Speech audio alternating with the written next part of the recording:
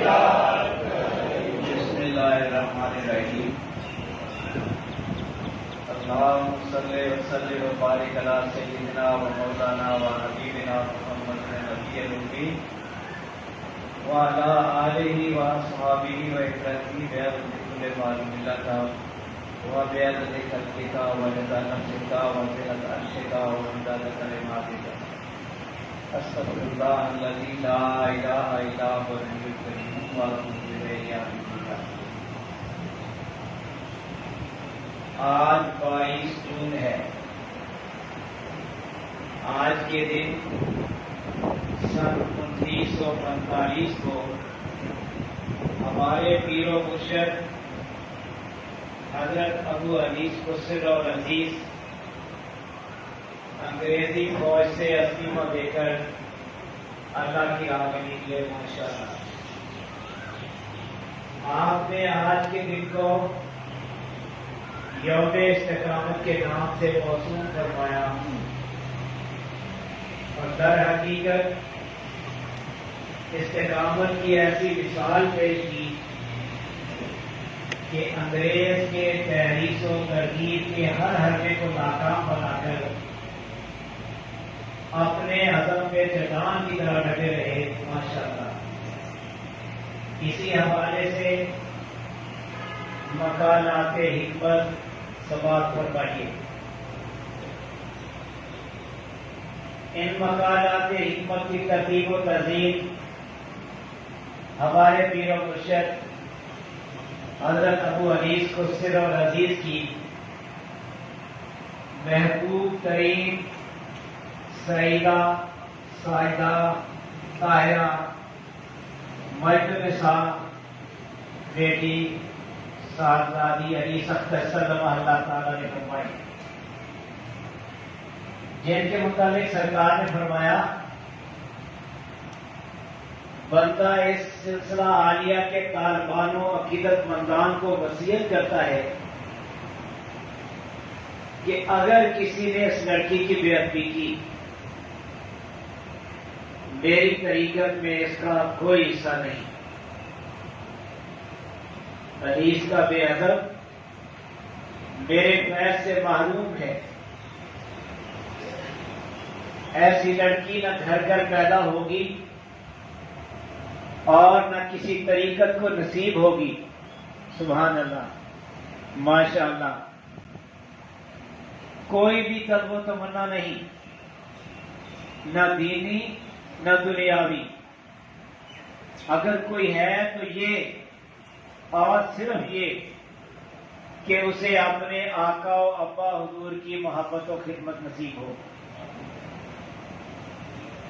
اس کی خدمات و محبت قابل دید و داد ہے،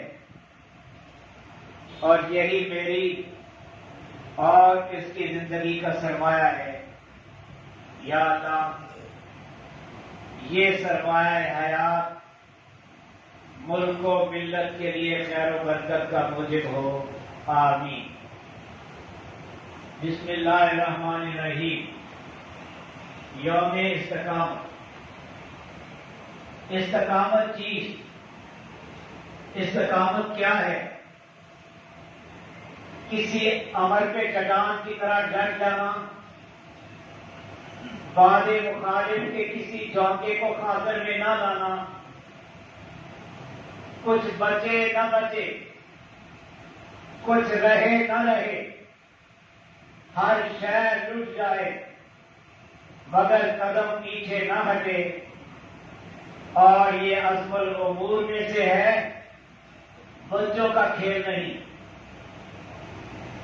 عزم و استقامت کا تذکرہ بزم کونین کی تاریخ کا ذرعی باب ہے، اور اسی سے بزم ہستی میں قید ہے۔ تقدیس کے 4 مقام ہیں: سعید، مسعود، مبارک، مکرم۔ جہاں یہ چاروں باہم متحد و مؤثر و مربوط ہو جاتے ہیں، مقدس کہلاتے ہیں۔ تیری زندگی کا وہ دن جس دن تجھے تیرے عزم پہ استقامت نصیب ہو متبرک و مقدس ہے۔ دیکھنے والی چیز تو وہ دن تھا، اور دن کیا ہوتے ہیں؟ محو خمار۔ دیکھنے عزم استقامت سے آراستہ ہوا، بال بال سے خمار ٹپکنے لگا، لہرا لہرا کر چلا، اٹلا اٹلا کر بڑھا، غفلت کے پردے چاک کر کے علائق کی زنجیریں توڑ کر، ہر رشتے سے منہ موڑ کر، موت و حیات سے بے نیاز اپنی منزل کی جانب دیوانہ وار بڑھتا چلا گیا۔ اس کی ایک ہی جنبش سے راہ کی رکاوٹیں دم توڑ گئیں۔ اس کی یلغار کے آگے تند و تیز ریلیں بھی ٹھہر نہ سکے۔ طوفان اس کا طواف کرنے لگے، گرداب خضرے راہ بن گئے، ابلیس کا غرور خاک میں مل گیا، اس کی تری ہوئی گردن جھک گئی، سارے منصوبے بکھر کر رہ گئے، ہتھیار دھرے کے دھرے رہ گئے، وسام سے خناس کھسیانہ ہو کر رہ گئے، اقتدار و دولت کا غرور گھٹنے ٹیک گیا۔ دنیا اپنی تمام رعنائیوں کے ساتھ اس کے آگے ہاتھ باندھے کھڑی ہو گئی، مگر اس نے آنکھ اٹھا کر بھی نہ دیکھا۔ سن 1945 صبح شام نے کتنی کروٹیں بدلی، دنیا میں ایک سے ایک انقلاب آئے، زمانے نے رنگا رنگ رنگتیں بدلی، ہر شے بدلی، مگر عزم اٹل ہوتا ہے، بدلا نہیں کرتا۔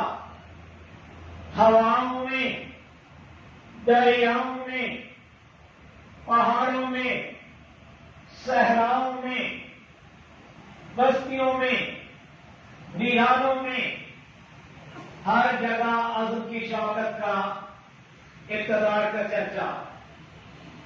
بندہ عزم کو اپنا کر ہی بندہ کہلایا۔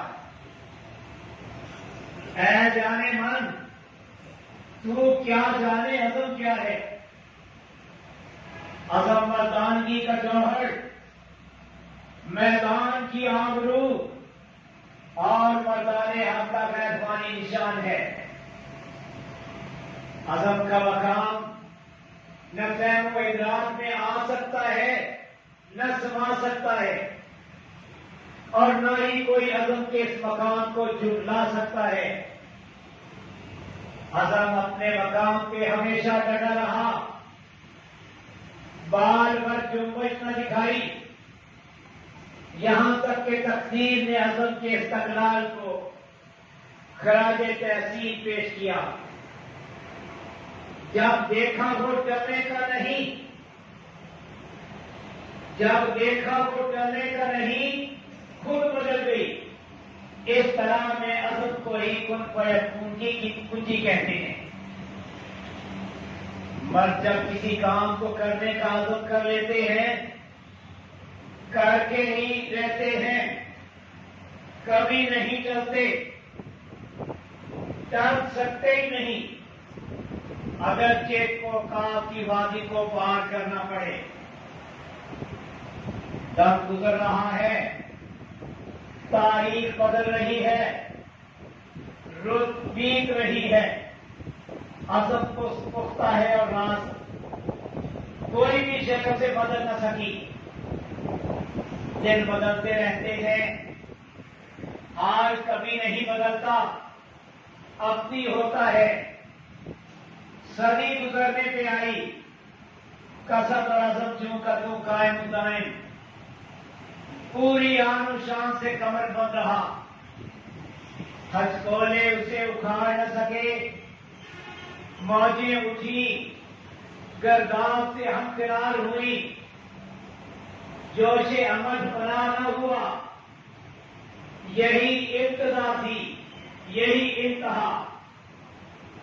انتہا پا کر مسافر نے یہ لگائی، سفر پہ گامزن ہوا اور کہے جا رہا تھا، حوادث اسے دیر نہ کر سکے، سر نگو ہوئے اور افسردہ، نہ ذوق کم ہوا نہ شوق، اہل ذوق اسے استقامت کہتے ہیں۔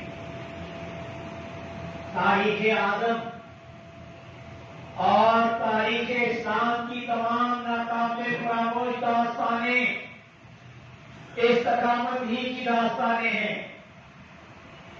اپنے قول پہ ثابت قدم رہنا زندگی کی ایک داستان ہوتی ہے جو کبھی نہیں بھولتی، کبھی نہیں مکتی، آنے والے ہر داستان کا عنوان بن جاتی ہے۔ مدت گزری، میں بے فکر ہو کر کبھی نہیں سویا۔ مدت گزری، میں بے فکر ہو کر کبھی نہیں سویا۔ ہر وقت ہر حال میں جو قول کیا تھا طاری رہا۔ ہم نے وہاں صرف ایک وعدہ کیا تھا، تیرا شکر و احسان ہے کہ ہم اپنے اس وعدے پر ہر فن کاربند ہیں۔ وہ وعدہ یہ تھا کہ جس دنیا کو آج ہم ہمیشہ ہمیشہ کے لیے خیر بات کہہ رہے ہیں، تیری قسم جب تک ہم تیری اس دنیا میں زندہ رہیں گے، اس دنیا کی کسی بھی چیز کو اور کسی بھی رنگ میں کبھی قبول نہ کریں گے۔ واللہ باللہ تاللہ 1364 ہجری۔ ترک دنیا بچوں کا کھیل نہیں، مردوں کا اکھاڑا ہے۔ اس میدان میں بڑے بڑے جوان مرد گھٹنے ٹیک گئے۔ اس مقام پر کھڑنا اور ثابت قدم رہنا ہر مشکل سے مشکل منزل ہے اور ہر افضل سے افضل کام ہے۔ طریقت کا دار و مدار طلب پہ موقوف ہوتا ہے۔ دنیا طریقت میں گنتی کے چند بندے ہوتے ہیں جن کی طلب خالص، پختہ اور دوام ہوتی ہے، جو اپنی طلب کبھی نہیں بدلتے، بالکل نہیں بدلتے۔ ایک نے ان کے لیے اپنے دل کو دنیا اور دین کی ہر طلب سے کلیتاً پاک کیا، حتیٰ کہ ان کے سوا اس میں کسی بھی شے کی کوئی طلب باقی نہ رہی۔ پھر وہ خرام ناز سے اٹکیلیاں کرتا ہوا ان کی راہ میں نکلا۔ اس نے کہا اس وقت اس کے ہمراہ اس کی ہر شے تھی، دل ساتھ تھا، جان ساتھ تھی، روح ساتھ تھی، نفس ساتھ تھا، حوریں ساتھ تھیں اور غلمان ساتھ تھے۔ گویا اس وقت یہ ننھا سا کارواں کل کائنات پہ مشتمل تھا۔ جب یہ کارواں اللہ کے لیے، صرف اللہ کے لیے اللہ کی راہ میں نکلا، اللہ کے سوا کوئی اور غرض و غایت نہ تھی، بالکل نہ تھی، نہ کوئی دینی غرض نہ دنیاوی۔ اس وقت اللہ کی رحمت نے اس کا استقبال کیا۔ حضور اقدس و اکمل، اکرم و اجمل، الطیب و اطہر، روح فدا صلی اللہ علیہ وسلم نے اسے اپنی آغوش میں لے لیا کالی کمری میں چھپا لیا، روئی گھر سے مشرف فرما کر خزانوں کی کنجیاں بخش دی، اور یہ آیات کی حق ہے۔ ایک نے پوچھا تم زندگی کا یہ سارا ساز و سامان لیے کہاں جا رہے ہو؟ ایک نے پوچھا کہ تم زندگی کا یہ سارا ساز و سامان لیے کہاں جا رہے ہو اور کیا لینے جا رہے ہو؟ اس نے کہا کہ اگر وہ ملے گھر کا گھر بیچتا ہوں، اگر وہ ملے میں ہستی کی ساری دکان بیچتا ہوں، زر و مال دنیا تو ہے ہی کیا چیز، میں قلب و نفس روح و جان بیچتا ہوں۔ پھر اس کے بعد کسی نے بھی کبھی اس سے کوئی سوال نہیں کیا۔ مبصر بولا اللہ اللہ، ان کے توکل کے کیا کہنے، میں نے ان کی بارگاہ میں زر کو بے قدر اور تولیائے دو کو ذلیل و ذموم دیکھا۔ دنیا کی جو بھی چیز اور جس بھی رنگ میں ظاہر ہوئی رد کر دی، کسی بھی طرف آنکھ تک نہ اٹھائی، ایک ایک چیز اور ایک سے ایک بڑھ کر اس کی خدمت میں حاضر ہوئی، لیکن اس نے کسی کو بھی قبول نہ کیا۔ اللہ کے لطف و کرم سے دنیا اسے کسی بھی رنگ میں کبھی فریب نہ دے سکی۔ دنیا اپنی تمام رعنائیوں اور دل فریب اداؤں کے ساتھ روح بدل کر حاضر ہوئی۔ اس نے اس فتنے کو ہر رنگ میں پہچانا، کبھی دھوکہ نہ کھایا، کوئی وار اسے شکار نہ کر سکا۔ متوجہ ہونا تو درکنار، نظر اٹھا کر بھی اس کی طرف نہ دیکھا۔ اس کی نظروں میں اللہ کی قسم کسی بھی شے کی کوئی قدر و وقت نہیں، بالکل نہیں، اور ہے ہی نہیں۔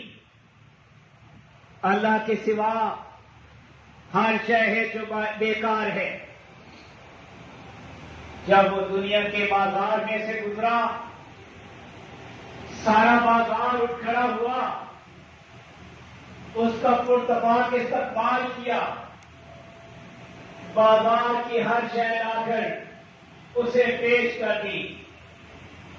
موتی پیش کیے، ہیرے پیش کیے، لال پیش کیے، گوہر پیش کیے۔